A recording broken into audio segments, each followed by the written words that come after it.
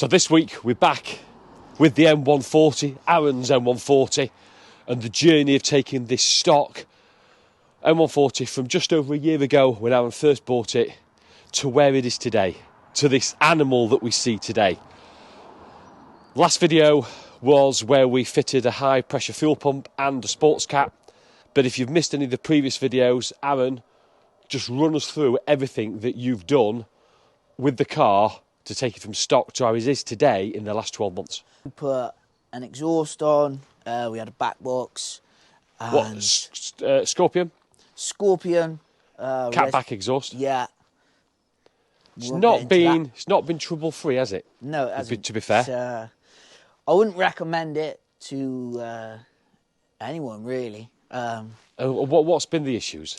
It just drops. Obviously, it's the fitting, isn't it? It just doesn't seem to fit right. We drive the car like fairly hard on B roads and everything, and the coilovers on it, we'll get to that in a minute, but they're not crashy, but it just seems to wiggle its way down. And anyone who knows the M140, there's a chassis brace in the middle and it just taps. Everyone knows it's a common fault. When you search it up on the internet. The Scorpions, stay away. If I had another go, I'd definitely, well, I'm looking to change the exhaust anyway, but yeah, we'll save that for another video. Because it's had you infuriating at times because it feels like it's a weekly occurrence that the car's jacked up and he's messing with the exhaust again because it just keeps dropping. Yeah. But so exhaust, catback exhaust, what else, Aaron? And then we done intake, and then we done BM3 stage 1 flash map. Yeah.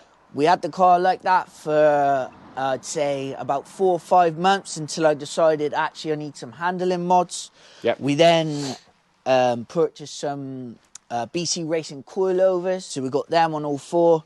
They're actually lovely. They do the job. And how much were they roughly?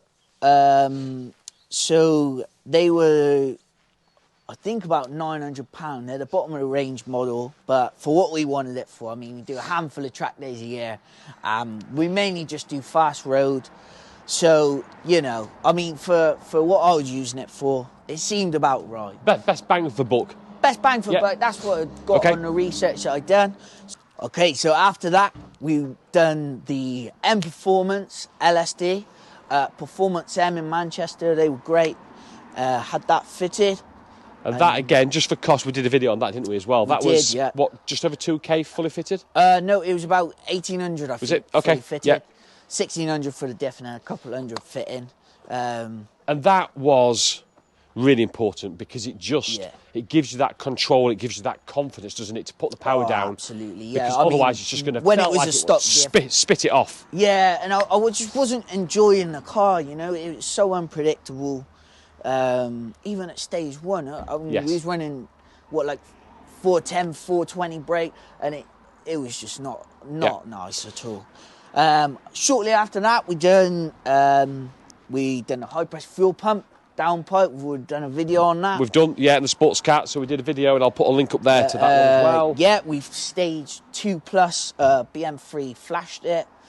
And just how much is that? The every time you flash a new map on it? It was about €50 or something, or $50. Okay, so that's really reasonable. So it's reasonable because obviously you got the license fee at the start, which was around about £500-600. But that's the upfront cost. Yeah, the upfront cost. So yeah, really, and that's just the OTS map. That's just what's on the platform themselves. Yeah. You can go into it and you can get a custom tune from another tune. But so since we've done the high pressure fuel pump and the sports cat, the stage 2, was it stage 2 or stage 2 plus? Stage 2 plus. So what's that bringing power up to then? 420 brake on the stage 1. Yeah. And then stage 2 plus, we think, is taking it up to about 460. I'd say so. And it's not been dynoed, no. So we don't know. But even if you dyno it, there's so much tolerance on dynos, and friendly dynos give you an extra 10% power and stuff. So, but it's in that mid 400s, we think. Yeah. And then we done stage 3 XHP gearbox map, which is really the one, even more than the stage 2 plus engine map. The gearbox map has really allowed that torque to come in because it can it basically programs the gearbox to allow the more torque that you've put through the engine. So it's because in standard form it's limiting the torque through the gearbox to protect the torque through the gearbox. That's right. Right. Okay. It makes the shifts a lot quicker. Okay. It's got a blipper on the downshift. Few pops, few bangs. Yeah, I mean, it's just got all the good stuff on the gearbox map. Okay. But yeah, to deal with the extra BHP and torque, we fitted some EBC big brake kit. Yeah. I say big brake kit, there's still 4 pots, but it's floating rotors and blue stuff pads. And that was really evident when we went to Alton Park a couple of months ago. Absolutely. Where this in the original, well, in stage 1 map, was so quick down the straights. Yeah. And through the corners, to be fair, with the LSD. Yeah. But the problem you had was you were losing so much time in the brakes. You had no confidence. The brakes. We was having fun with the M boys, but as soon as it got on the brakes, they were just out braking me. And this you won't really know until we get back on track, where you get really high temperatures to see what those brakes. We changed the fluid. We got braided lines. Yeah. Better pads. Better discs. Yeah. So that's enough talking. We've explained everything, the journey you've taken it on. Hell yeah. What we need to do now is take it out on the roads. I'm going to drive it first. I'll be probably a bit more sensible and safer. Then Aaron's going to unleash the beast, and we'll see what this evolution of the M140 drives like now in cold, wet, winter and low temperature conditions. Absolutely perfect.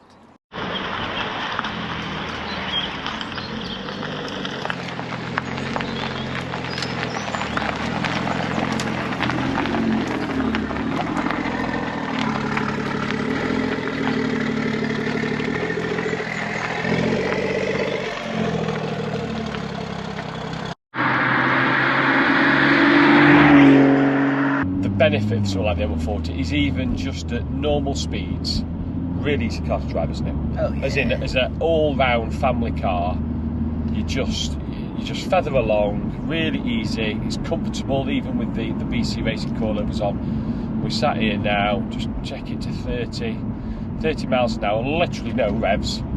Just a little kick down. Oh my gosh,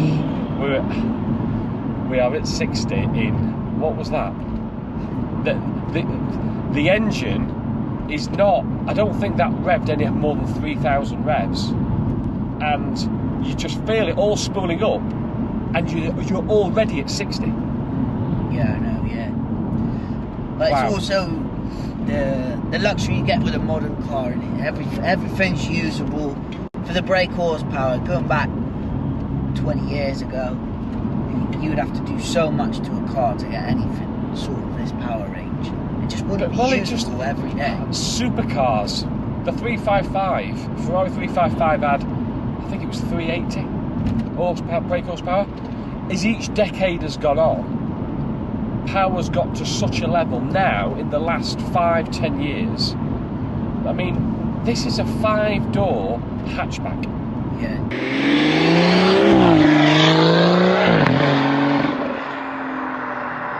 Even the new BMW stuff now, all the ECUs are locked, so you're having to spend a lot more money to actually tune your car. Whereas like this era, you just buy a license and do it yourself. You just do it yourself. But nowadays, you've actually got to take yourself to a tuning shop.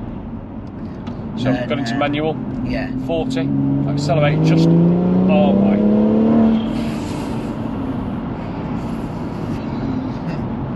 Oh my, Aaron, this is scary fast. It's well, I'm sort of used to it now, but you know, and that's a problem with having daily cars that are so fast. Yeah, although you don't use it daily, do you? Because you've got a van for work, so. But yeah, I guess it doesn't. It's not a garage queen. It doesn't stay in the garage. So no. We pop to the shops in it. My missus uses it daily. So we're just going to go through this left junction here. I'm in manual. We're just in normal, no sport, no nothing. Just be careful, it's cautious here. So second gear, 2,000 revs. Oh, it's gone back into auto. Accelerate.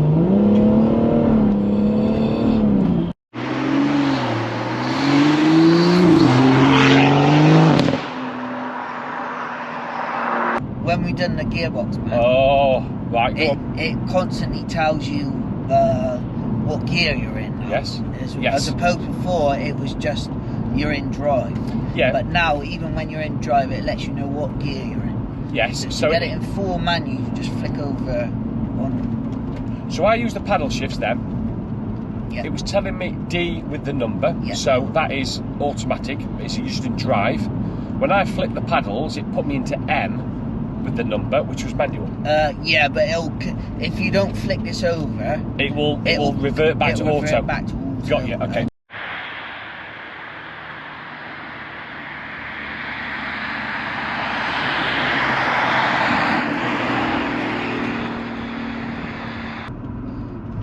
Doing 20 miles an hour, and then just again.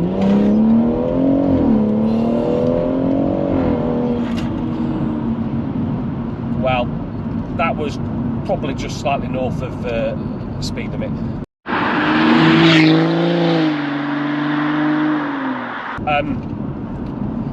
Aaron, this is, I would argue, just as quick, if not quicker than the modified RS6 and RS7 that I drove a couple of years ago. I don't think anything has been on this channel as quick as this car. It is. She's only a pup. I suppose it's quite a little bit intimidating. Obviously, it's not my car, etc. But the way this thing boosts and comes on power just feels like you're never ever going to be able to exploit it on the road, because by the time it kicks down and it starts coming on boost, you're at national speed limit, and to get, well, you'd probably struggle to get it anywhere near 5,000-6,000 revs before you're going insane speeds.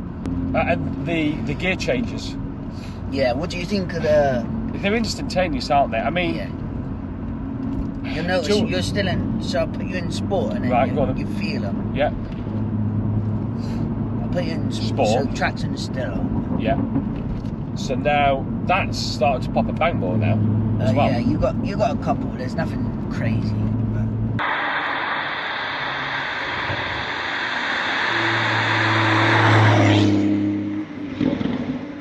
This road is pothole, gnarly, a bit subsided in places.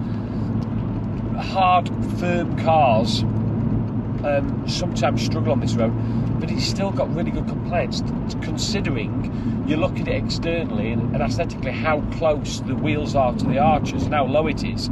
Yeah. It doesn't feel low riding it. It rides the road really, really well. That's the blessing with the stock wheel and everything set up. There's no rubbing. Popping and banging. You know. Oh, GT3 RS. Jesus. Oh, shit. GT3 RS. Spin it round. Bloody hell.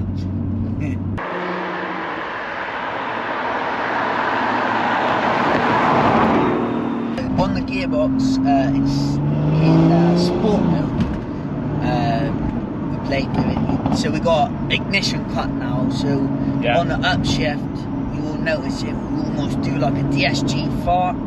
Right. So in the Golfs and that, you get a DSG fart. With this before, you didn't really get it. You could try and make it do it, but now on the shift. And the ignition cut is there for not to ignite the fuel, therefore it goes straight out the cylinder, straight to the exhaust and bang. Yeah. So you either get a bang or you get like an overrun, which sounds quite nice.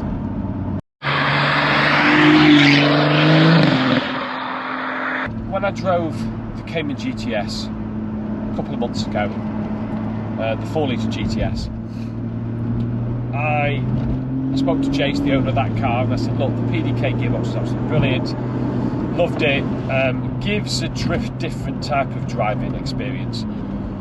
Do you miss the manual interaction, or do you absolutely love the modern day Tiptronic type of auto flappy paddle gearboxes? What's your view now, Aaron? Well, I think it really depends on what car you have. If I was to pick an old Jap car, obviously I'd have a manual. Anything that I could drift or anything like that, I would go manual. I think modern day hot hatches, you'd be stupid not to have this gearbox. I mean, it does what it's supposed to do. They made these cars to be quick. They put a gearbox in it that you can tune and you can get to match the driving style of the engine, because these engines are really, they spool quick in order for you to have quick gear changes and everything else. If you have, I'm not knocking the manual version, but if you got the manual versions to keep up with how fast you can't. Manual can't, but it's not about up and down the box. But it's not about being a tenth of a second slower to change gear, I suppose. It's about the fun factor, the engagement, rather than, or do you still feel completely engaged? I think when you're on it, you ain't got time to think about fun factor of, I wouldn't want that time to about a gear change, because if anything that would probably throw me off driving the car. And I suppose it's where gearbox technology, going from the traditional old school single clutch gearboxes like SMG or Porsche Tiptronic, those gearboxes, to the twin clutch, and then the evolution of the twin clutch to now relatively modern day, last 5-6 years, where gearboxes have gone to now. But they do give you a, I don't think it's the same as a manual. I do think there's still something missing for me, but are you engaged? Absolutely. If you drive it in manual, it gives you, which I do. Yes. If I'm on it, I'm always in manual 100% of the time. Like, I won't ever just put it in drive if I'm on it. If I'm driving to the shops or I'm chilling out, you know, I just smash it in drive, and you know, it's comfy. It can almost do both. Yeah. If I'm sat in traffic, you got, you know, like you got the pops and bangs there. I do 2 clicks like that, and it's off. It's off, and you. So okay, so look, that's enough of me driving the car, and I suppose we need to get you in really to better exploit it, because it's quite. Let's show you what this beast can do. Okay, let's swap over the drivers.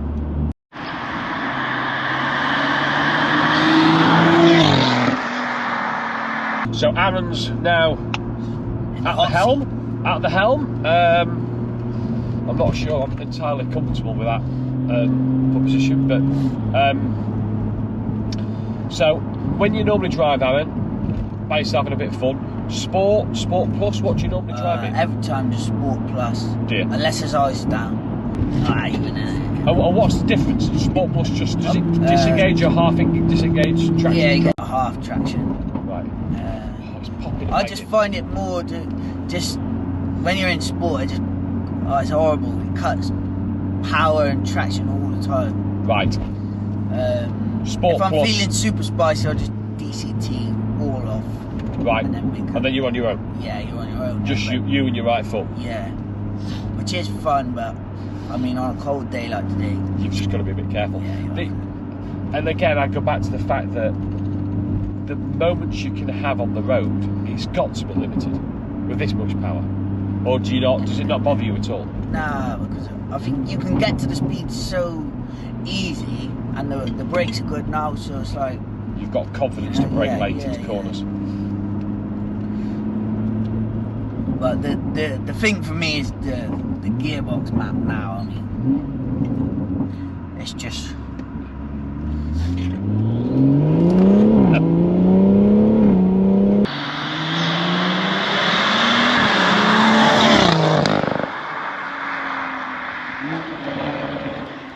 Bloody hell, Aaron.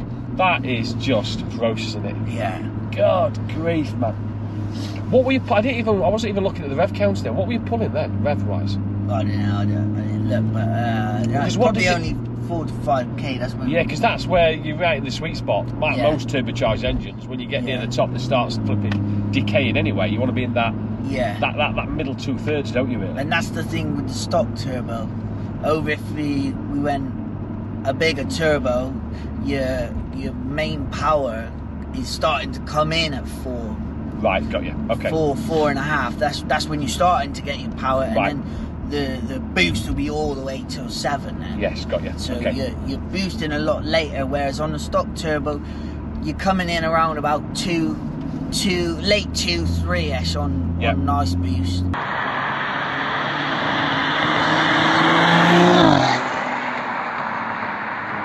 So let's, I suppose, summarise this. We've only had one probably full hard squirt because I think my biggest issue with cars like this is just when they get to become so fast, the opportunity to use it is limited. Alan, we've been driving around for an hour.